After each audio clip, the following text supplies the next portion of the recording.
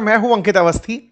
चर्चा भारत के एक पूर्वी राज्य पश्चिम बंगाल की, जिसकी सीमाएं लगती हैं बांग्लादेश के साथ। पश्चिम बंगाल की चर्चा कुछ दिनों पहले इलेक्शन के चलते हुई थी और आज चर्चा बांग्लादेश के चलते हो रही है। बांग्लादेश ने यानी कि पिछले एक साल में मोहम्मद यूनुस की जब सरकार यहां रही, खालिदा जिया, शेख हसीना के बाद एक ऐसी सरकार जिसे जनता ने नहीं चुना था, लेकिन जैन जी आंदोलन की वजह से शायद एक जनता की सरकार यहां पर बनी थी, जिसे लोगों का समर्थन था, लेकिन इलेक्टोरल तरीके से नहीं। उस मोहम्मद यूनुस की सरकार ने बांग्लादेश के पाकिस्तान के साथ जो संबंध स्थापित करवाए, एक उस समय की डिमांड उठने लगी थी कि बांग्लादेश को पाकिस्तान भारत के लिए इस पूरे पूर्वोत्तर राज्य में पश्चिम बंगाल के अंदर अस्थिरता फैलाने के लिए इस्तेमाल कर सकता है। इस तरह की कयास भी चलने लगे, मीडिया के अंदर चर्चाएं चलना शुरू हुई। आज हम चर्चा करेंगे कि जिस बांग्लादेश में सत्ता परिवर्तन हो चुका है, तारिक रहमान सत्ता में बैठे हुए हैं, उसके पैरेलली भारत का बांग्लादेश से लगने वाला सबसे बड़ी सीमा साझा करने वाला राज्य पश्चिम बंगाल भी अपना सत्ता परिवर्तन कर चुका है। और इस दौर में जब सरकार के द्वारा शपथ ग्रहण का आज 13वां दिन है, 9 मई के दिन शपथ ग्रहण हुआ है, तब से लेकर आज तक क्या क्या परिवर्तन कर दिए गए हैं जिनकी अपेक्षा भारत से लंबे समय से की जा रही थी। दो तरह से इसका डिस्कशन होगा। पहला कि पश्चिम बंगाल में क्या परिवर्तन हुआ, और दूसरा बांग्लादेश क्या क्या कर रहा है। जैसे बांग्लादेश की तरफ से सूचना है कि वो भारत को छोड़कर अपने अधिकारियों की ट्रेनिंग आज पाकिस्तान में करवा रहा है। बाकायदा पहले मसूरी के अंदर हमारे इनके अधिकारी ट्रेनिंग करने आते थे। आजादी के बाद से लेकर अब तक आए हैं, 53 साल से आए हैं, लेकिन 53 साल में पहली बार इनके अधिकारी पाकिस्तान ट्रेनिंग करने गए हैं। यानी कि बांग्लादेश में पाकिस्तान का भरा जहर काम कर रहा है। एक और पॉइंट, तारिक रहमान की सरकार है, लेकिन वो अपनी पहली विदेश यात्रा पर चाइना की यात्रा के विचार में है। एक और पॉइंट, पाकिस्तान जो चाइना के साथ मिलकर के JF-17 फाइटर जेट बनाया था, उसका सिमुलेटर इनको भेंट किया है कि चलाकर देख लो, वीडियो गेम की तरह, बाद में फाइटर जेट भी दे देंगे। मतलब बांग्लादेश को तैयार करने में लगा हुआ था पाकिस्तान भारत के खिलाफ मोहम्मद यूनुस के टाइम पर, और अब भी उसकी लेगेसी फॉलो हो रही है। आज के सेशन में हम जानेंगे कि भारत किस तरह से बांग्लादेश से उत्पन्न होने वाले संकट से निपटने की तैयारियां कर रहा है और वर्तमान सरकार ने इससे निपटने के लिए क्या कुछ किया है। चलिए शुरू करते हैं। बढ़े उससे पहले एक जानकारी और दे दें। ये जो वेस्ट बंगाल है ना, ये वेस्ट बंगाल बांग्लादेश के साथ सबसे बड़ी सीमा साझा करता है।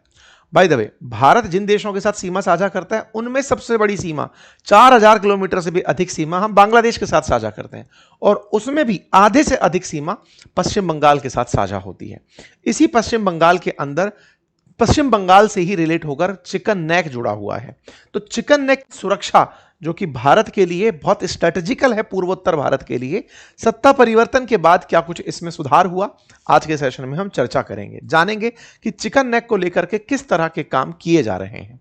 पाकिस्तान की खबर जानेंगे, पाकिस्तान का इंटरफेयर जानेंगे, और सत्ता के केंद्र में जो बिंदु है वो अब इस राज्य में भी है, इससे अंतर्राष्ट्रीय सुरक्षा को कैसे अब मजबूती मिलेगी उसे समझेंगे। चाइना का जो इंटरफेरेंस है बांग्लादेश में, उसे अब भारत किस तरह से काउंटर करेगा, इसे समझने का प्रयास करेंगे। तो चलिए आगे बढ़ते हैं, समझने का प्रयास करते हैं। क्योंकि वर्तमान सरकार बीजेपी सरकार है, केंद्र में भी बीजेपी सरकार है। नेशनल इश्यूज को कैसे टैकल किया जा रहा है, यहां पर अधिकारी शुभेंदु अधिकारी नाम से जो व्यक्ति हैं, उन्हें सीएम बना दिया। सबसे पहली जानकारी, जैसा आप जानते हैं कि भारत और पाकिस्तान के सीमा, जो भारत पाकिस्तान की सीमा है, इसकी सुरक्षा पर्टिकुलरली बॉर्डर सिक्योरिटी फोर्स को दी हुई है, जो कि एक अर्धसैनिक बल है।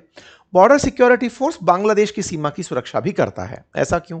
क्योंकि पहले बांग्लादेश भी पाकिस्तान ही हुआ करता था, दैट वाज पूर्वी पाकिस्तान।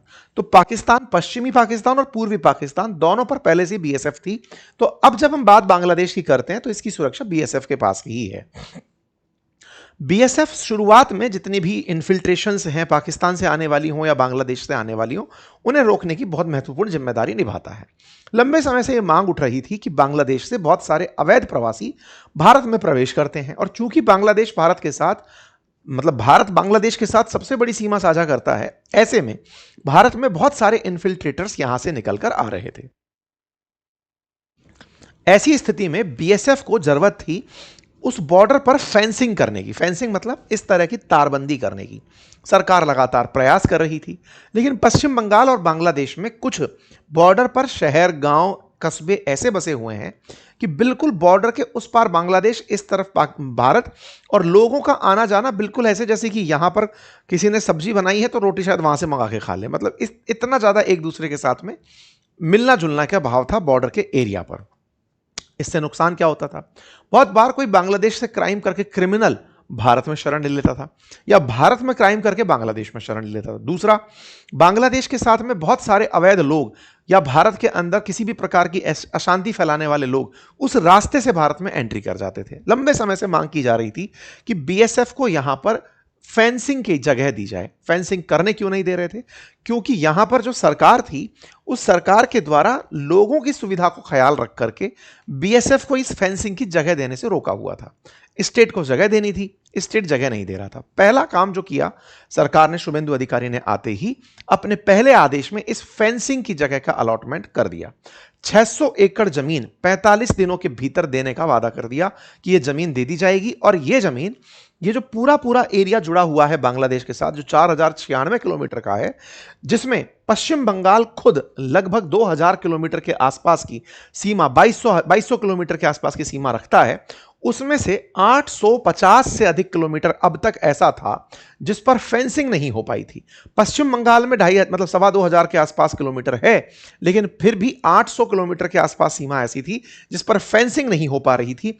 उस फेंसिंग को अब आगे बढ़ा दिया गया है। अच्छा, केवल क्या इतना ही इशू है? नहीं, इशू यह भी है कि इस फेंसिंग के साथ साथ पश्चिम बंगाल और बांग्लादेश में जिस तरह से सुंदरबन डेल्टा फैला हुआ है, मार्शी लैंड फैली हुई है, दलदल फैला हुआ है, गंगा का और हुगली का पूरा क्षेत्र बना हुआ है, उसके चलते भी फेंसिंग में दिक्कत आती थी। यानी कि एक ऐसा क्षेत्र भी था जहां पर आप फेंसिंग कर नहीं सकते थे। जिस जगह पर आप फेंसिंग नहीं कर सकते थे उसे 174.5 किलोमीटर आंका गया, यानी कि नॉन फिजिबल गैप माना गया कि यहां पर खंबे गाड़ नहीं सकते। तो क्या करें? हो सकता है कि कोई उन मार्शी लैंड से घुस करके चला आए, यानी कि कोई अवैध प्रवासी हो सकता है उन तटों में से तैरते हुए चला आए। तो यह डिसाइड किया गया है कि उन क्षेत्रों में मगरमच्छ और सांप छोड़ दिए जाएंगे। मतलब 865 किलोमीटर जो अब तक लेफ्ट था, जिसको पश्चिम बंगाल सरकार दे नहीं रही थी, जमीन नहीं दे रही थी, उस जमीन में अब फेंसिंग तो होगी ही होगी, और जो नॉन फिजिबल क्षेत्र है लगभग 174 किलोमीटर का, उसमें स्नेक और मगरमच्छ छोड़ने की प्लानिंग कर ली गई है। इससे क्या होगा? इससे उधर से चलता हुआ व्यक्ति इधर और इधर से चलता हुआ व्यक्ति उधर नहीं जा सकेगा। और लगातार अन्य जो राज्य हैं उनसे भी कवायद करके चेक किया जा रहा है कि कैसे इस सुरक्षा को सुनिश्चित किया जा सके। फेंसिंग का काम शुरू किया जा रहा है, और जो अवैध रूप से बसे हुए लोग हैं उनकी पहचान करके, चिन्हित करके उन्हें बीएसएफ को सौंपा जाएगा। बीएसएफ फिर उन्हें उस तरफ बांग्लादेश की जो बॉर्डर सिक्योरिटी है उसको पकड़ा देगी कि साहब इसे लो और अपने साथ लेकर चले जाओ। अब यह काम कैसे होगा?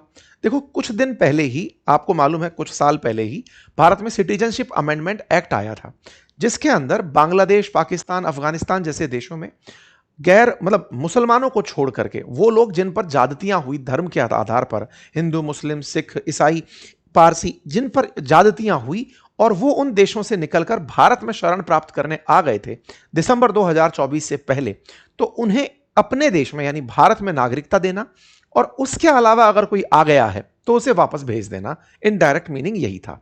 वो जो सिटीजनशिप अमेंडमेंट एक्ट था वो पश्चिम बंगाल में अप्लाई नहीं हो रहा था। मतलब देखिए, बांग्लादेश के साथ जो बॉर्डर लगा था उस बॉर्डर पर से आवागमन तो चल ही रहा है, प्लस सिटीजनशिप अमेंडमेंट एक्ट पश्चिम बंगाल में लागू नहीं हो रहा था।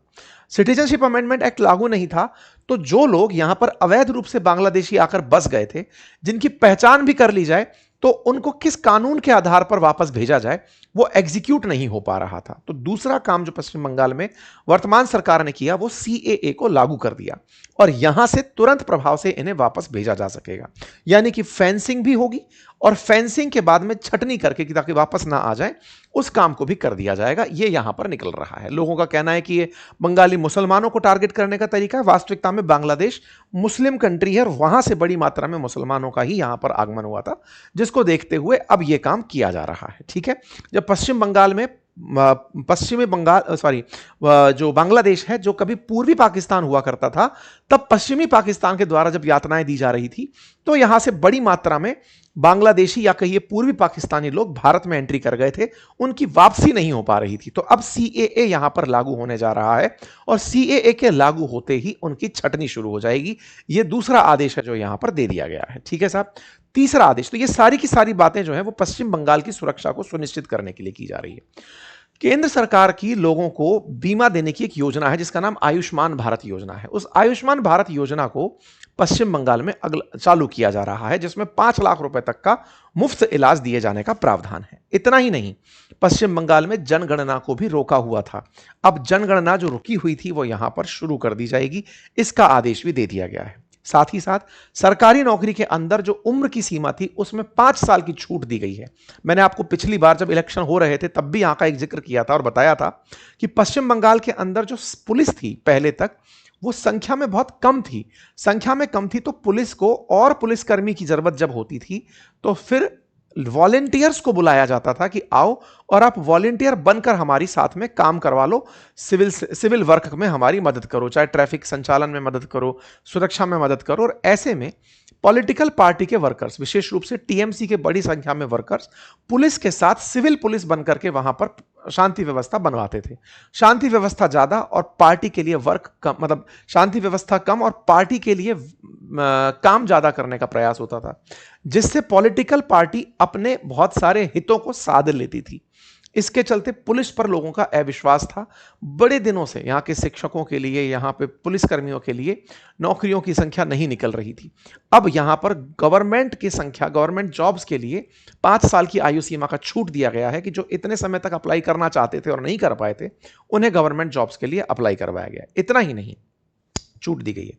इतना ही नहीं, बहुत सारे ऐसे पश्चिम बंगाल के अंदर केंद्रीय सेवाओं के कर्मचारी थे जो डेपुटेशन पर दिल्ली आना चाहते थे या किसी दूसरे राज्य में जाना चाहते थे। कई बार ऐसा भी होता था कि पश्चिम बंगाल के अंदर कई पुलिस अधिकारी जिन्हें खुद केंद्र हटाकर दूसरे राज्य में भेजना चाहता था, उन्हें नहीं हटाया पाया जा रहा था क्योंकि स्टेट परमिशन नहीं दे रहा था। स्टेट ने अब वो परमिशन दे दी है। अब चाहे आईएएस हो, आईपीएस हो, आईएफएस हो, इन सभी की, या फिर डब्ल्यूपीएससी के थ्रू जो जुड़ा हुआ व्यक्ति हो, उन्हें एक जगह से दूसरे जगह जाने की इजाजत दी जाएगी। और तो और भारत में हाल ही में जो भारत न्याय संहिता लगी थी उसको भी पश्चिम बंगाल में अप्लाई नहीं किया हुआ था, अब वो भी चालू हो जाएगी। यानी पश्चिम बंगाल बहुत से केंद्रीय कानून, चाहे केंद्रीय योजनाएं हों, चाहे केंद्रीय कानून हों, उनको अपनाने में देरी कर रहा था। अब उन सबको यहां पर परमिशन दी जा रही है। इन सबको किस तरह से जोड़कर देखा जाए? इसको अंतरराष्ट्रीय स्तर पर सुरक्षा के लिहाज से भी जोड़कर देखा जा सकता है। कारण क्या है? कारण यह है कि पश्चिम बंगाल उस हॉस्टाइल क्षेत्र के बिल्कुल करीब है जहां पर पाकिस्तान लगातार भारत के विरोध में मोर्चा बड़ा कर रहा है। यहां पर आवश्यकता थी कि बहुत सारे केंद्रीय कानून, बीएसएफ की मजबूती, यहां पर स्थिरता और यहां पर किसी भी प्रकार का अपीजमेंट जगह ना ले पाए। अगर ऐसा यहां जारी रहता तो संभव है कि बांग्लादेश भारत में इन्फिल्ट्रेशन का बड़ा क्षेत्र बनकर आता। पाकिस्तान बांग्लादेश के माध्यम से भारत में तमाम प्रकार की दिक्कतें पैदा कर सकता था। बॉर्डर एरियाज में लगातार आतंकवादियों का आना जाना जारी था। पाकिस्तान से उन्हें धर्मगुरु बनाकर बांग्लादेश की सीमा पर भेजा जा रहा था जो भारत के साथ साझा होती है।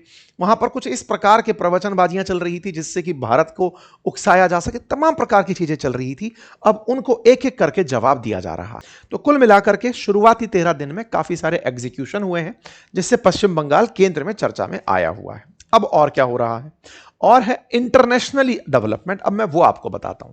भारत के पूर्व में बैठा पाकिस्तान, जो कि पहले पाकिस्तान पूर्वी पाकिस्तान था, अब वो बांग्लादेश है। लेकिन वो जो काम कर रहा है वो कहीं ना कहीं इससे बोले तो चाइना से प्रभावित होकर कर रहा है। भारत के अंदर जैसे ही पश्चिम बंगाल में सरकार बनती है शुभेंदु अधिकारी की, तो शेख हसीना की पार्टी की तरफ से उन्हें बधाई प्रेषित की जाती है। साथ ही साथ में तारिक रहमान की जो बीएनपी पार्टी है वो भी कांग्रेचुलेशन भेजती है, लेकिन साथ में तीस्ता नदी को लेकर भी एक रिक्वेस्ट भेज देती है। अब ये तीस्ता की कहानी क्या है? हालांकि इस पर डिटेल में हमने सेशन किया हुआ है। भारत से एक नदी है जो कि बांग्लादेश में बहती है, लेकिन पश्चिम बंगाल भी उसमें अपना पानी का हिस्सा चाहता है, जिसको लेकर के भारत और बांग्लादेश के साथ साथ बांग्लादेश के इंटरेस्ट के खिलाफ पश्चिम बंगाल भी अपना इंटरेस्ट रेज करता रहा है। ममता बनर्जी के टाइम पर केंद्र के साथ इस बात को लेकर मतभेद रहा है कि जल बंटवारे को लेकर पश्चिम बंगाल को टेबल पर क्यों नहीं लिया जाता। बीएनपी ने इस बार टीएमसी से कहा, इससे भारत के अंदर बैठी बीजेपी की पार्टी जो पश्चिम बंगाल में है, इनसे कहा गया है कि तीस्ता जल बंटवारे को लेकर के कोई अच्छा फैसला ले लेना। अब देखना होगा कि तीस्ता जल बंटवारे में किस तरह से समझौता भारत अपने हित में करता है। इसके अलावा तारिक रहमान जो यहां पर वर्तमान में मतलब प्रधानमंत्री बने हैं, वो अपनी पहली विदेश यात्रा के लिए चाइना जा रहे हैं। ऐसा 19 मई को इंडिया टुडे के अंदर प्रकाशित हुआ। अब इसकी कोई पूर्ण सूचना नहीं आई है, लेकिन कुड बी डेस्टिनेशन करके ये न्यूज छापी गई है। इसके पीछे का तर्क क्या है? अक्सर ये देखा जाता है कि भारत के आसपास जितने भी छोटे देश हैं, या फिर वो जो भारत को एज ए बिग ब्रदर देखते हैं, चाहे श्रीलंका हो, मालदीव्स हो, फिर चाहे बांग्लादेश, नेपाल, इनके प्रधानमंत्री पहली बार, क्योंकि इन्हें असल में आवश्यकता भारत की है। सोचकर देखने वाली बात है कि बांग्लादेश का 4000 से अधिक किलोमीटर बॉर्डर भारत के साथ साझा होता है, तो रियल में उसको भारत की जरूरत है। लेकिन अगर उस स्ट्रेस के बावजूद भी वो चाइना को प्रेफर करते हैं, तो ये भारत के लिए चिंता है। मतलब भारत को किनारा छोड़ के, हाशिए पर रख के वो अगर चाइना की यात्रा पर जाते हैं, तो ये दर्शाता है कि प्रायोरिटीज क्या है। हालांकि बीएनपी का पहले भी इतिहास यही रहा है। जो बांग्लादेश के अंदर तारिक रहमान की पार्टी है, इनकी माताजी जब पीएम हुआ करती थी, उनके भी इंटरेस्ट चाइना के साथ जुड़े रहे हैं। उन्होंने पाकिस्तान को कभी तवज्जो इतनी नहीं दी थी। बीच में जो मोहम्मद यूनुस आए थे, इन्होंने पाकिस्तान को टेबल पर ला दिया था चाइना के साथ साथ। खैर, फिलहाल के लिए तारिक रहमान आने वाले समय में चाइना को प्रेफरेंस दे रहे हैं, ये मीडिया में खबर है। आने वाले समय में क्या होगा देखा जाएगा। लेकिन एक चीज यहां से बता दूं मैं आपको, शेख हसीना भी जब पहली बार पीएम बनी थी, तब भी वो चाइना की यात्रा पर गई थी। तो यहां पर चाइना और इंडिया में किसे प्रेफर किया जाएगा, एक बड़ा मसला रहा है। ठीक है, खैर, शेख हसीना जब लास्ट टाइम जब पीएम बनी थी 2024 में, तो भारत की यात्रा पर आई थी। तो भारत और चाइना प्रेफरेंसेस हमेशा यहां के पीएम के रहे हैं। देखना होगा कि आने वाले समय में खालिदा जिया के पुत्र किस तरह से अपने कदम उठाते हैं। लेकिन इस बीच में इनके विदेश मंत्री चीन की यात्रा पर जा चुके हैं और वांग वी से मुलाकात कर चुके हैं। यह दर्शाता है कि निश्चित ही ये चाइना से अपने संबंधों को सुधारने में इन दिनों व्यस्त चल रहे हैं। इसके साथ साथ अब पाकिस्तान बांग्लादेश में क्या कर रहा है वो जानिए। पाकिस्तान चीन की मदद से एक फाइटर जेट बनाता है जिसका नाम है JF-17 थंडर ब्लॉक। इसका सिमुलेटर मतलब समझिए कि एक प्रकार का वीडियो गेम जैसा कुछ इस प्रकार का, जिसको आप टेबल पर रखा हुआ ऐसे देख सकते हैं, जिसमें कॉकपिट के अंदर आप बैठे हो तो आपको कैसा दृश्य दिखाई देगा, उस तरह का सिमुलेशन आपको स्क्रीन पर दिखाया जाता है। JF-17 का सिमुलेटर हाल ही में बांग्लादेश भेजा गया है। ये जो सिमुलेटर है, इस पर एयरफोर्स के पायलट ट्रेनिंग लेंगे। उद्देश्य क्या है कि अगर JF-17 आपके यहां आता है तो आप चलाएंगे कैसे। JF-17 पाकिस्तान दुनिया को बेच रहा है चीनी, लेकिन बेच पाकिस्तान रहा है, क्योंकि पाकिस्तान कहता है कि मैं मेरे कनेक्शन से बेचता हूं। ऐसे में बांग्लादेश में भी JF-17 आना, यानी फाइटर जेट आना, यह भारत के लिए कूटनीतिक चुनौती के रूप में कंसीडर किया जाना चाहिए, क्योंकि बांग्लादेश को जन्म देने वालों में हमारा नाम आता है। खैर, बांग्लादेश की एक और खबर है, और वो खबर यह है कि बांग्लादेश के जो ऑफिशियल्स हैं वो ट्रेनिंग के लिए पाकिस्तान जा रहे हैं। पाकिस्तान क्यों जा रहे हैं? पहले तक वो कहां थे? पहले वो मसूरी आया करते थे। जैसे भारत के अंदर ऑल इंडिया सर्विसेज हैं, ऐसे बांग्लादेश के ऑल इंडिया सर्विसेज होंगी, ऑल बांग्लादेश सर्विसेज होंगी। और उन ऑल बांग्लादेश सेवाओं के जो अधिकारी हैं, जो 53 साल से मसूरी में ट्रेनिंग लेने आते रहे सिविल सर्विसेज के, वो अब लाहौर की यात्रा पर हैं। उसकी तस्वीरें भी बाहर आई हैं, और ये अपने आप में एक ऐतिहासिक कदम माना जा रहा है। कदम यूं क्योंकि इतने समय बाद ये लोग लाहौर में ट्रेनिंग लेने गए हैं। ऐसी स्थिति पाकिस्तान और बांग्लादेश के नजदीक आने की पहचान बनती है। पाकिस्तान और बांग्लादेश पहले भी एक ही हुआ करते थे, लेकिन बीच में भारत के संबंधों के चलते बांग्लादेश पाकिस्तान से बहुत दूर हो गया था। मोहम्मद यूनुस ने इनको नजदीक लाने का काम किया, और वो अब तक चल रहा है। भारत को इसके लिए सतर्क रहने की आवश्यकता है, बॉर्डर्स को मजबूत रखने की आवश्यकता है, जिसके क्षेत्र में, जिसके लिए फिलहाल काम करते हुए चीजें दिखाई दे रही हैं। आप लोग इसे कैसे देखते हैं जरूर बताइएगा। भारत के इस स्टैंड को आप कैसे देखते हैं जरूर बताइएगा। भारत के द्वारा इन क्षेत्रों को सुरक्षित रखने के लिए, चिकन नेक कॉरिडोर को सुरक्षित रखने के लिए लगातार काम किए जा रहे हैं, सो दैट पूर्वोत्तर में कोई भी मैलाफाइड इंटेंशन देखा ना जा सके। ठीक है, फिलहाल के लिए जानकारी इतनी ही। जानकारी पसंद आई हो साथियों से साझा करें। आप इस विषय पर क्या सोचते हैं जरूर बताएं। और हां, लाइव क्लास का लिंक कमेंट बॉक्स में पिन किया गया है। इस ग्रीष्म काल में अपने छोटे बच्चों से लेके वयस्क और वृद्धजन, जो भी घर के बुजुर्ग हैं, आइए लाइव क्लास में सीखिए, AI का इस्तेमाल करना जानिए। पूरी 1 साल की वैलिडिटी के साथ। कोर्स लिंक कमेंट बॉक्स में है। धन्यवाद।